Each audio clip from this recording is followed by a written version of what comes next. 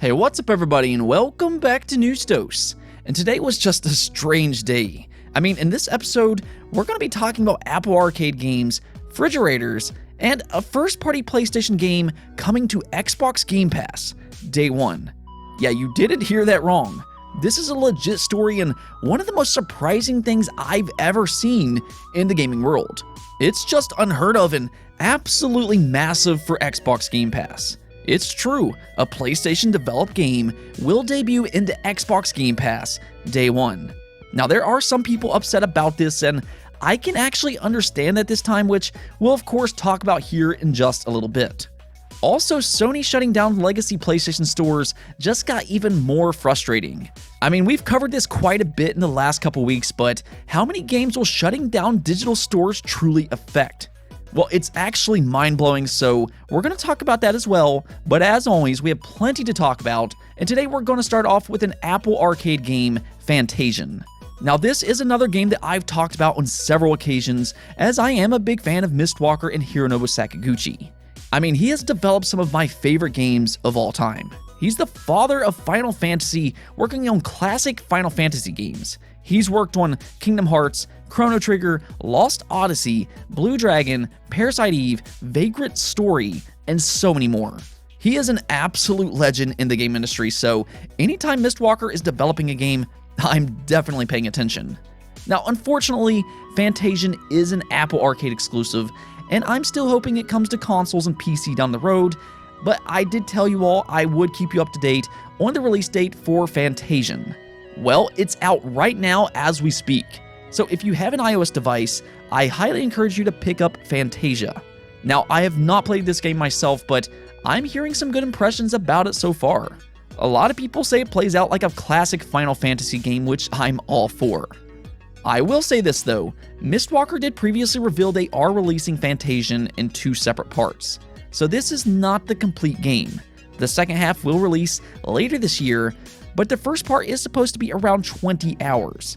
So it is still pretty lengthy, but that is a weird way to release a game, so I can understand if you want to wait it out. But again, you can pick up Fantasia now on Apple Arcade if you want. Please though, let this come to other platforms. We have seen several timed Apple Arcade exclusives in the past, so I'm really hoping that's what we see with this game. That wasn't the only interesting Apple Arcade game that came out today though. Yeah, I'm as surprised as you are, but they did release 30 games today, and Apple did manage to partner up with some high-profile developers, including Platinum Games, the studio behind Nier Automata and Bayonetta. They are extremely talented, and their next game, World of Demons, is out today. And the art style was both familiar and mesmerizing. You might recognize this art style from Okami, which was directed by Platinum Games co-founder Hideki Kamiya. I guess they can't exactly work on another Okami game since that's a Capcom-related IP, but they can use a similar art style, and admittedly, World of Demons looks like a lot of fun. I know for a lot of you it's disappointing it's an Apple Arcade exclusive, and I completely understand that. I don't even have an Apple device myself, but I think that there is some hope this will eventually come to other platforms. Apple doesn't seem to keep games from coming to consoles eventually.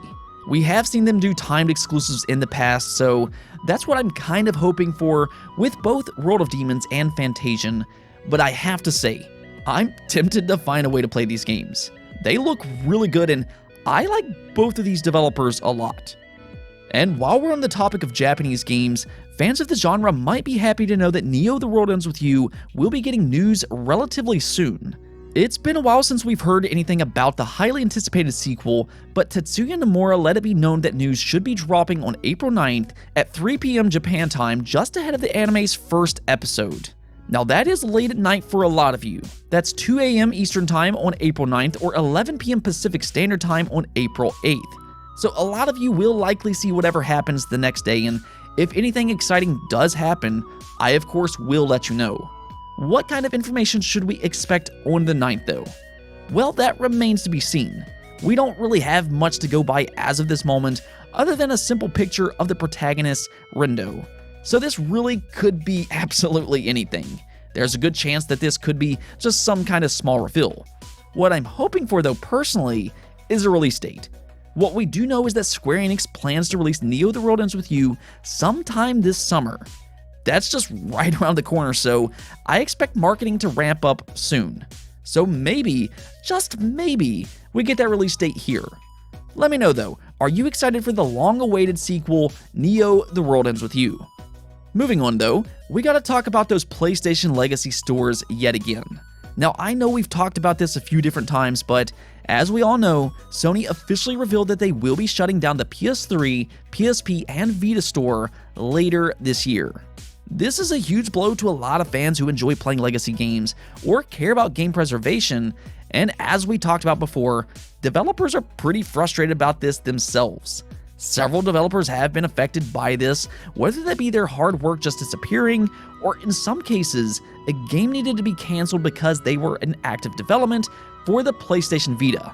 Again, the Vita is not even 10 years old yet, and games were still being developed for that console despite it having a small but dedicated fan base. It's a whole messed up situation, and it doesn't look like Sony handled this the way that they should have. Well, it gets even worse. This is one of the reasons fans and developers are frustrated because there are a lot of digital-only games on these storefronts. I mean, we still see that even today, especially with independent games. A lot of indie games don't get physical releases. So when these stores shut down, these games will just disappear forever. The question though is how many games will be affected by these digital stores going away? Well, thanks to the Video Game Chronicles, we now have that answer. Roughly 2,200 games will disappear after these stores close. 630 of those games for the Vita, 730 for the PS3, 293 PlayStation Minis, 332 PlayStation 2 Classics, and 261 PS1 Classics. That's a lot of games, but luckily most of those games are available on other platforms besides just PlayStation. So that's the good news here, but 120 of those games were exclusive to PlayStation platforms, meaning they will be lost forever. This includes games like Infamous Festival of Blood, Rain, Motorstorm RC, Lumines Supernova, among several others. That is such a shame, but this is the unfortunate part about digital-only games. For those who do care about game preservation, this is concerning. It leaves little options outside of emulation. It is what it is, I guess, but big shout out to the Video Game Chronicles for compiling all of this information together. VGC did a phenomenal job laying all this out, and I highly recommend you read the entire article written by them. They are an amazing news outlet, and I will leave a link to that in the description below. If anything, just click on it to support them. Let's talk about Xbox though, and what might be the most surprising news I've ever talked about on this channel. It ranks right up there with that Xbox Bethesda acquisition because it really is that surprising. Now, that was a huge surprise as well, and truthfully still is today, but if I told you that a first-party PlayStation developed game was coming to Xbox Game Pass day one, you probably wouldn't believe me. Well, that is actually happening. This is a real thing.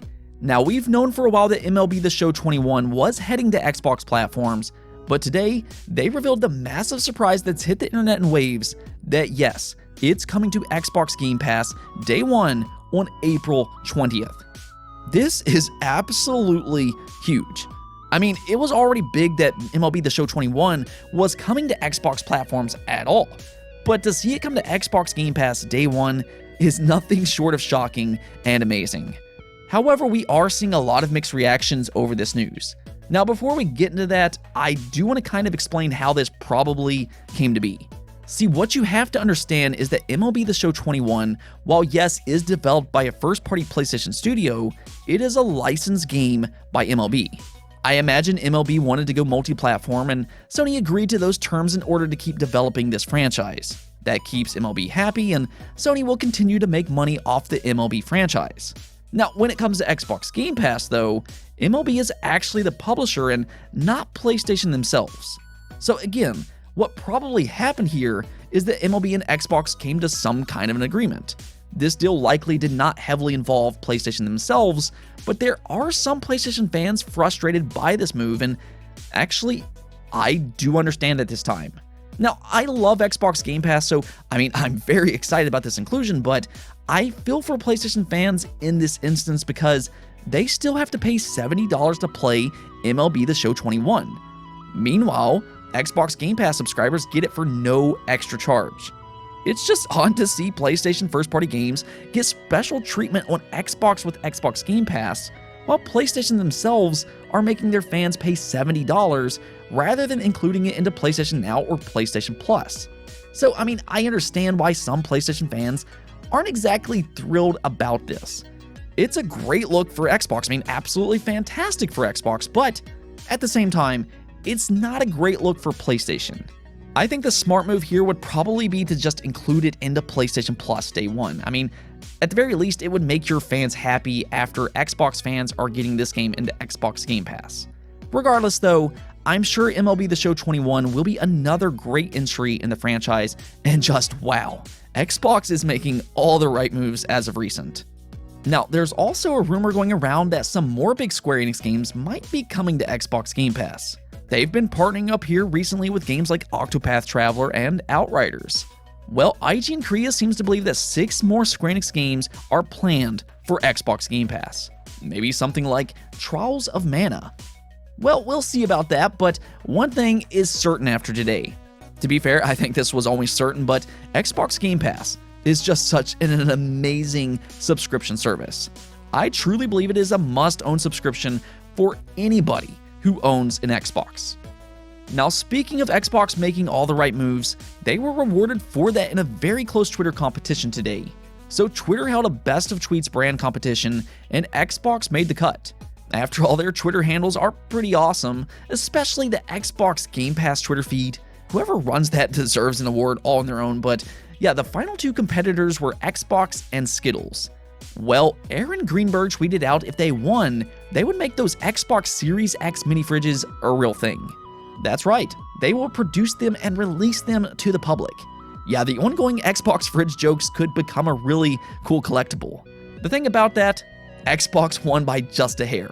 50.5% of the votes went to Xbox, and truthfully, it was well deserved. One thing I really appreciate about Xbox is their transparency to fans. And even last year when a lot of publishers went silent, Xbox continuously put out news. As you all see on this channel, it seems like almost every single day we have something to talk about when it comes to Xbox. Sometimes it's big and sometimes it's small, but that's because they actively talk about things. And you know, really, they've been so consumer friendly ever since Phil Spencer took over head of Xbox. He has been such a monumental change for the Xbox brand, and I know he always credits his teams, and he's absolutely right. The credit goes to the entire team. From top to bottom, they have done a great job, but still nonetheless, congrats to Phil Spencer and the Xbox team. Now though, I'm just ready to buy an Xbox fridge. With that said, we're nearing the end of the episode where we talk about the poll of the day.